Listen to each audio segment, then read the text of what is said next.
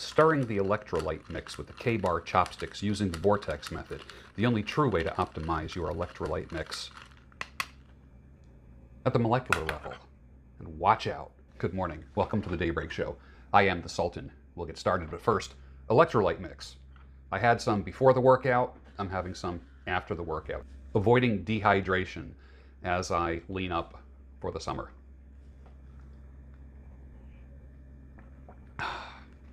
Nice. Everybody gets their martinis, their wine and drinks, and gets them ready for the sunsets on beaches, bays, and decks all over the world. However, I like sunrises. There's never many people there. There's never a party. And up at 4 o'clock, make my coffee or tea. I head to the beach. I'm usually alone. Maybe somebody letting their dog for a run. But for the most part, it's a quiet, solitary thing. Even the people that meet at sunrise, 5 and 6 a.m., are not chatting much. You go to any coastal area and there's always a sunset grill, sunset beach. I know everywhere I go on vacation, there's always a sunset grill and a sunset beach. Not a lot of places called a sunrise beach or the sunrise grill. There might be a few. Do you have them in your area? Have you ever been to a sunrise grill? There's nothing like first thing in the morning. That's my preference. I'm not saying it's better for everybody. It's better for me. Sunsets are kind of cocktail hour. Sunrises are contemplation hour. Something to think about. Well, if I had money, I tell you what I'd do. I'd go downtown and buy a Mercury or two. K.C. Douglas, 1949. Steve Miller Band, 1976. Alan Jackson, 1993. Meatloaf, 2003. Dwight Yoakam, 2004. Jackson Browne, 2010. Do you think anybody liked covering that song? I'm kind of an Alan Jackson fan. How about you? Out of all the people that I mentioned, I like Alan Jackson. I don't want to say he's the best. It's my preference, although I like all of them. Who do you like? Gentlemen, and I guess ladies too, does spending time with you equate to taking a break from the outside world? People walk away from you personally or virtually feeling better, performing better? Do they step up their game after spending time with you or watching your videos or listening to your podcasts? The world tears down, destroys, loves demolition. It creates fear and anxiety, and it paralyzes people. I challenge you and invite you to make a commitment to cause the opposite, to build, to edify, to make people feel better, perform better, and step up their game a little bit more after just spending a little bit of time with you. Imagine if they spent a lot of time with you. What would happen? What would happen? I'll ask the question again. Does spending time with you equate to taking a break from the outside world? Why don't you shut up? I will be doing a series on Proverbs called, are you ready for this? Achieving Clarity. It's going to be my commentary on the book of Proverbs. You'll enjoy it. It's for everybody. It's not just a Christian series. It's something for everybody. The temptation to want to give up is always greatest right before you're about to succeed. Think about that for a second. Just keep going a little bit more. Chip away a little bit more. Wasn't there a book or some kind of concept of being just a few inches away from gold? If you're digging, if you're mining, you're just a few inches away from gold. The ROI, return on investment, of investing in yourself is always the highest you'll ever receive. So, invest in you. Read books, take courses, pay for courses. Some people say, well, if I can get it for free somewhere, why should I pay for it? That is true. I like the idea of people establishing themselves as experts. If you don't like them, don't purchase from them.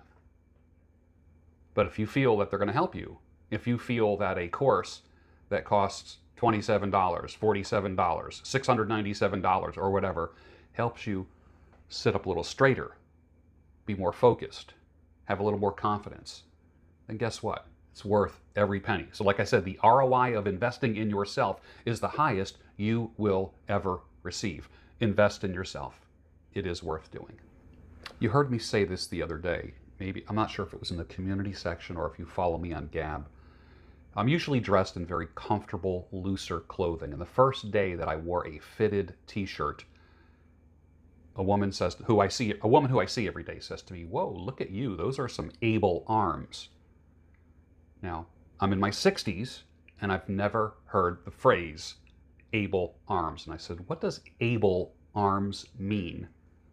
She replies, "Able to fight, defend," these are her words, "comfort and protect. It's the first thing I notice on a man," she said to me.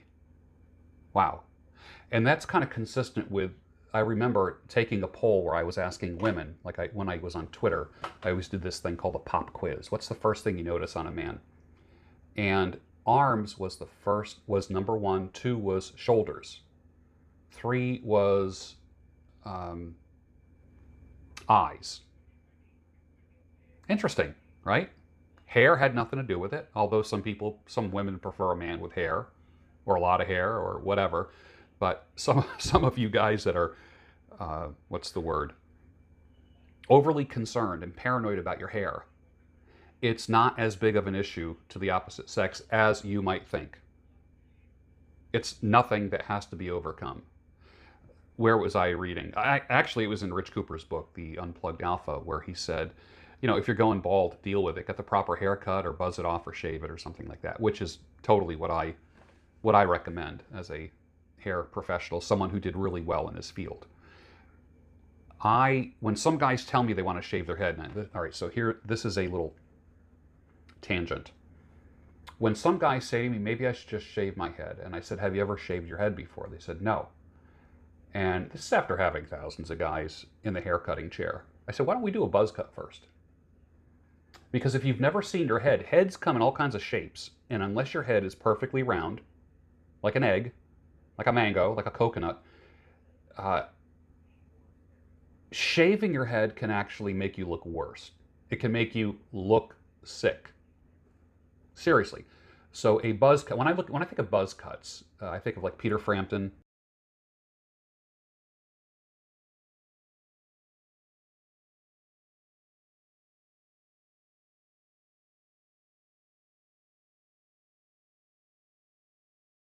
And then just kind of like lined up, that kind of thing, and then tapered in the back. That's a great look. So for the older guy, it's kind of like a white shadow look.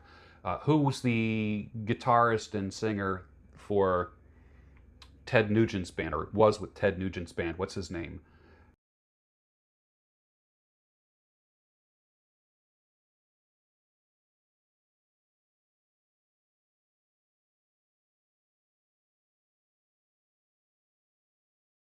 He probably has a number 1 or 2 buzz. Bald as an egg on top, handsome guy, looks good, but still has a 1 or 2 buzz. And he just has that hair, around the side. Like Peter Frampton has just a little bit on top, but it's cut down to a 1 or 2. What's fascinating is sometimes that looks a lot better than a shaved head.